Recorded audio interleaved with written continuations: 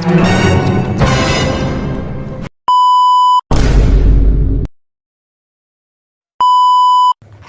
itu dulu.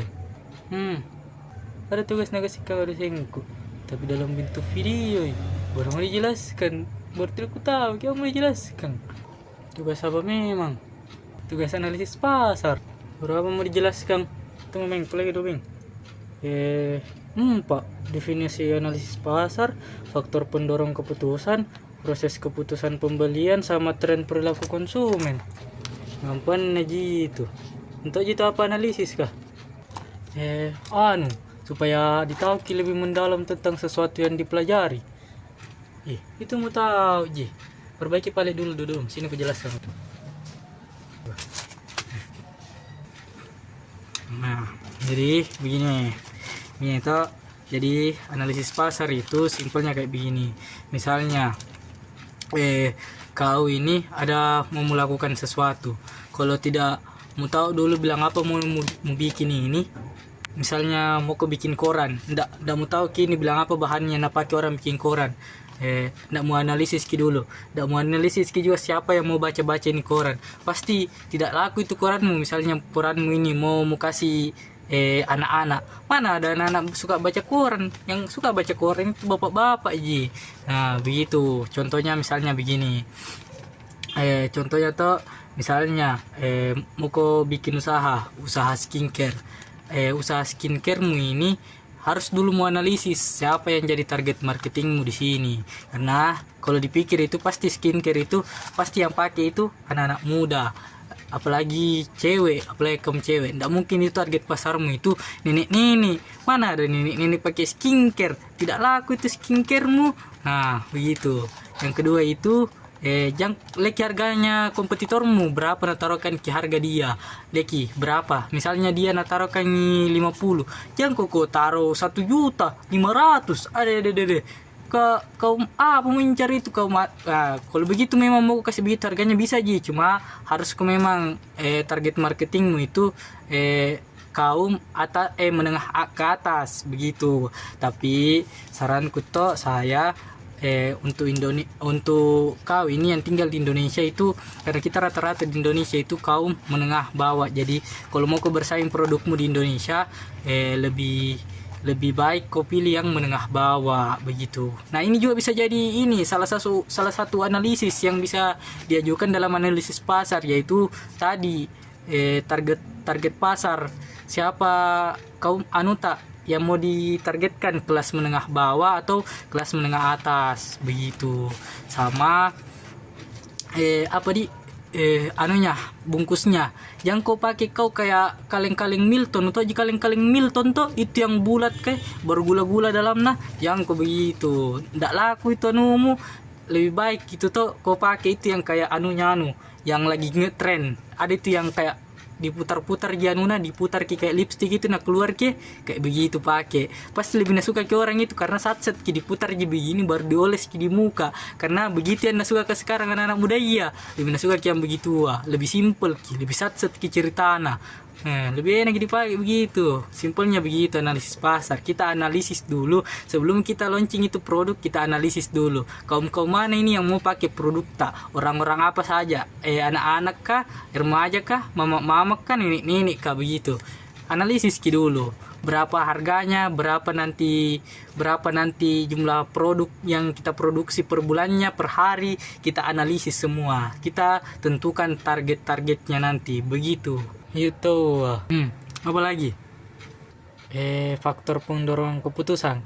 Nah apalagi ini gampang sekali gini, karena simple nih ini itu faktor apa yang mendorong orang untuk membeli atau melakukan sesuatu. Ada banyak faktornya yang bisa aku jelaskan kok. Pertama, satu faktor pengalaman. Misalnya ada pengalaman mau beli tas merek apa kah, mau pakai gitu tas kah tuh awet lami baru rusak bertahun-tahun jadi kalau misalnya mau beli barang lagi tuh pasti langsung kepikiran, kemarin sudah gak beli tas merek ini, kemarin bertahun-tahun baru rusak tahu bagus merek atau lama baru rusak tasnya. Nah dari kata-kata itu pasti jadi pendorong untuk beli itu tas tas merek itu lagi. Begitu. Yang kedua itu faktor kebutuhan. Contohnya itu faktor kebutuhan beras. Orang Indonesia tahu, kalau orang Indonesia pasti makan beras.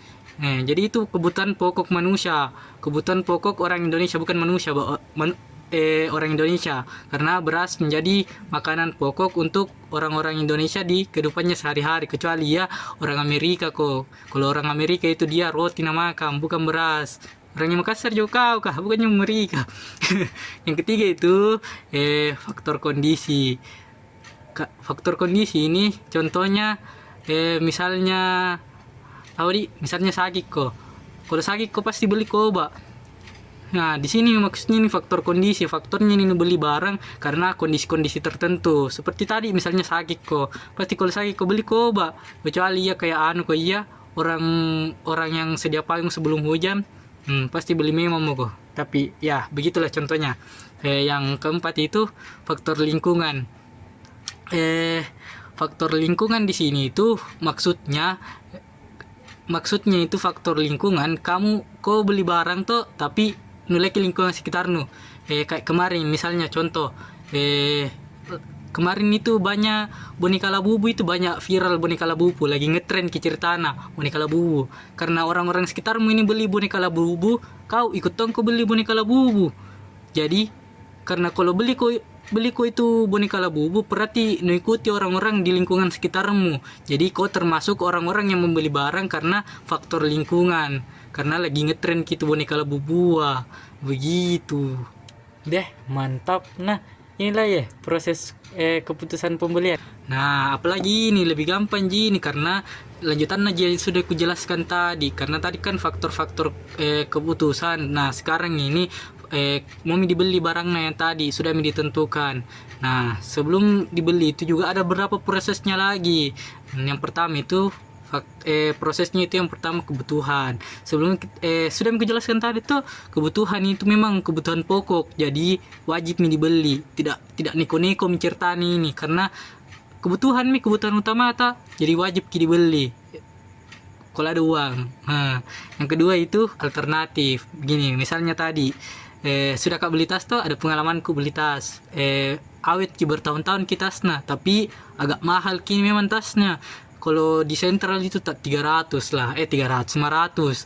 Tapi baru ada temanku tanya ke ini, tanya ke mau kemana? Gak beli tas. Bilang, kemarin dari kak beli tas juga. Kemarin bertahun-tahun lalu le. Baru itu tasnya awet kita sampai sekarang masih napake ji. Baru lebih murah juga ku dengar harganya berapa na bilang itu, 300 ke 200 na bilang.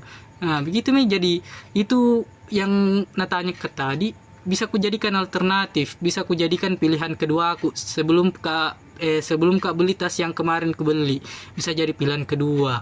Jadi bisa kak pilih tas yang mana mau ku beli, ini yang kemarin aku beli atau yang rekomendasikan temanku. Nah, begitu alternatif. Yang kedua itu keputusan pembelian. Keputusan pembelian ini dia sudah bulat tekad tak yang mana mau dibeli. Contoh yang tadi yang dua itu, yang kupilih saya, yang rekomendasikan temanku. Jadi bulat keputusanku itu ambil kian tas rekomendasikan temanku. Jadi yang itu kupilih. Begitu keputusan pembelian. Yang terakhir itu setelah kita beli barang.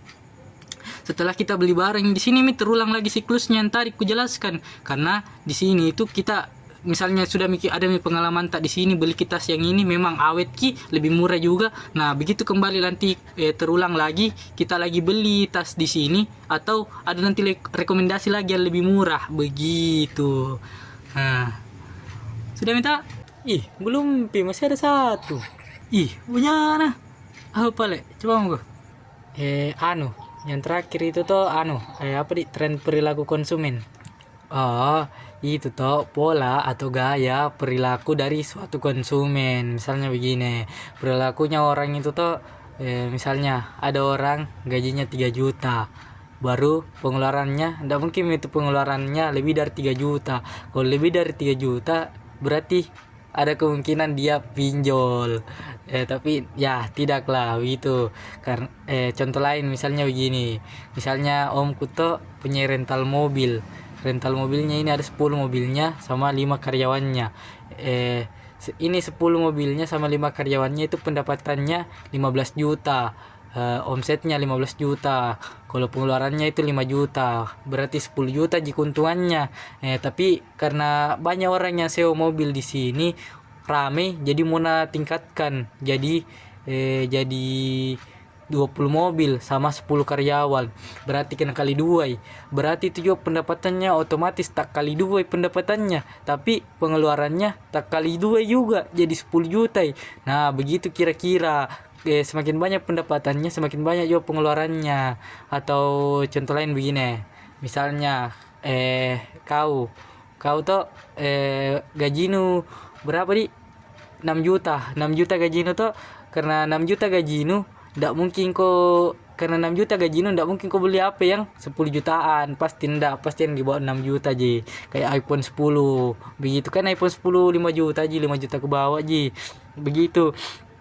Kalau misalnya naik gaji tuh kerja mau ini terus, nah naik gaji jadi 15 juta, pasti tingkatkan itu HP misalnya kemarin iPhone 10 ji, upgrade jadi iPhone 15 begitu. Atau misalnya skincare 15 ji, 15 10 ji, 10 ji mungkin jenis skincare pakai kemarin, tapi semenjak naik 15 juta gaji jadi 30 skincare, ada apakah sampo kah semua, apa kan beli situ. Jadi begitulah. Kalau misalnya semakin banyak pendapatan, akan semakin banyak juga pengeluarannya itu orang. Nah, begitu. Misalnya dulu belum cukup uangmu beli mobil.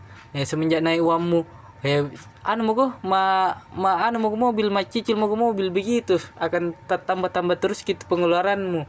Kalau misalnya semakin banyak uangmu, begitu kira-kira. Deh, mantap penjelasan tuh, mudah dipahami. Makanya perbanyak literasi supaya lebih banyak juga tahu. Makasih pala nah. Lain kali kalau ada tugas lagi minta tolong mak di kau deh.